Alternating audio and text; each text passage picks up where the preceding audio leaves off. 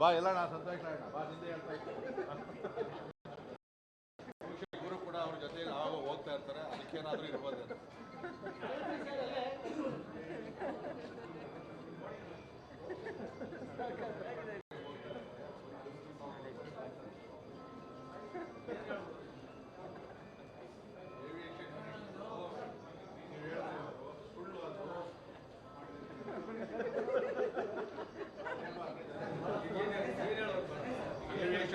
ಈಗಿರೋರೋ ಹಿಂದೆ ಇರೋರೋ ಮನಮೋಹನ್ ಸಿಂಗ್ ಕಾಲದಲ್ಲಿ ಇರೋರು ಅಂತ ಹೇಳ್ಬೇಕು ನೀನು ಅಷ್ಟೇ. ಯಾವ ಏವಿಯೇಷನ್ ಮಿನಿಸ್ಟ್ರು?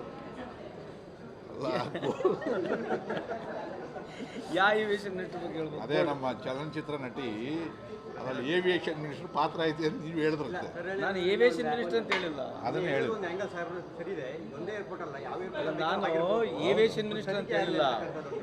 ಇದು 10 ವರ್ಷದಿಂದ ಕೇಂದ್ರದಲ್ಲಿ BJP ಸರ್ಕಾರ ಇದೆ. ಎಲ್ಲ ಏರ್ಪೋರ್ಟ್ಗಳು ಕೇಂದ್ರ ಸರ್ಕಾರದ ಹಿಡಿತದಲ್ಲಿ ಇರ್ತದೆ. ಈಗ ಮಹಾರಾಷ್ಟ್ರ ಮೊದಲನೇ ಸ್ಥಾನದಲ್ಲಿದೆ, ಸ್ಮಗ್ಲಿಂಗ್ ಆಫ್ ಗೋಲ್ಡ್ನಲ್ಲಿ ಮಹಾರಾಷ್ಟ್ರ ಮೊದಲನೇ ಸ್ಥಾನದಲ್ಲಿದೆ, ಕರ್ನಾಟಕ 3ನೇ ಸ್ಥಾನದಲ್ಲಿದೆ. ನಿಮಗೆಲ್ಲ ಸ್ಟೇಟ್ಗಳು ವೈಸ್ ನಾನು ಓದಿರ್ತಕ್ಕಂಥ report. If the gold is smuggled, it is coming through airport ನಾವು, or it has to come through port. ಈಗ ಗೋಲ್ಡು ಸ್ಮಗಲ್ ಆಗಬೇಕಂದ್ರೆ ಏರ್ಪೋರ್ಟ್ ಅಥವಾ ಪೋರ್ಟ್ ಥ್ರೂ ಬರಬೇಕು. ಏರ್ಪೋರ್ಟು ಪೋರ್ಟ್ ಯಾರ ಕೈಲಿ ಹಿಡಿತದಲ್ಲಿದೆ? ಪ್ರೋಟೋಕಾಲ್ ಕರ್ಕೊಂಬರೋ ಪೊಲೀಸ್ ಯಾರು? Local police. ಅದು ಹೇಳ್ತಾರೆ. ನಿಮ್ಮ ವಾದ ಬೇಡ. ಪ್ರೋಟೋಕಾಲ್ ಬರ್ತಕ್ಕಂಥದ್ದು ಹೊರಗಡೆ ಬರುತ್ತೆ, ಒಳಗಡೆ ಅಲ್ಲ. ಪ್ರೋಟೋಕಾಲ್ ಅಂತಕ್ಕಂಥದ್ದನ್ನು ಎನಿ VIP ಗೆ there is a protocol.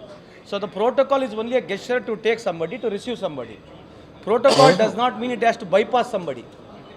Protocol issue is not to bypass somebody. Protocol is a gesture. Diplomat ಇದ್ದರೆ ಸರ್ಕಾರ ಡಿಪ್ಲೊಮ್ಯಾಟ್ ಹೋಗಿ ಅಲ್ಲಿಂದ ಕರ್ಕೊಂಬರ್ತಾರೆ.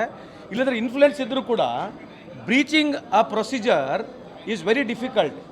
Protocol is a gesture. ಈಗ ನಾವು ಯಾರಿಗೂ ಹೇಳ್ತೀವಿ, ಅಣ್ಣ ಯಾರಿಗೂ ಇರ್ಬೋದು ಅಥವಾ ಮಿನಿಸ್ಟರ್ ಯಾರಿಗೂ ಹೇಳಿದ್ರೆ, I am not trying to defend anybody ಯರ್. If there is a misuse of a protocol, that is different case. But ಪ್ರೋಟೋಕಾಲಲ್ಲಿ doesn't mean that you have to bypass the system. Getting so much of gold inside any state or any airport, there's a violation. So convenience ಇದೆ ಅಂತ ಅರ್ಥ.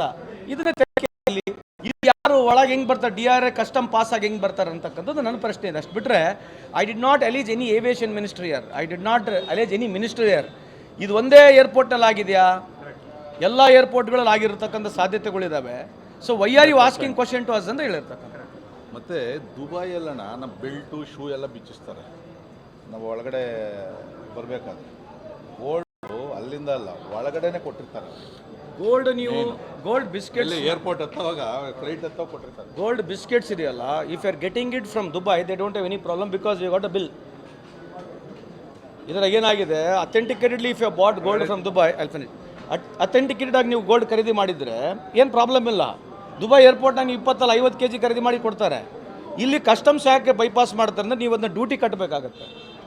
Wear is the money coming from? The cheap gold which is bought in Dubai, which is coming into India, bypassing the custom, it shows you are avoiding the duty.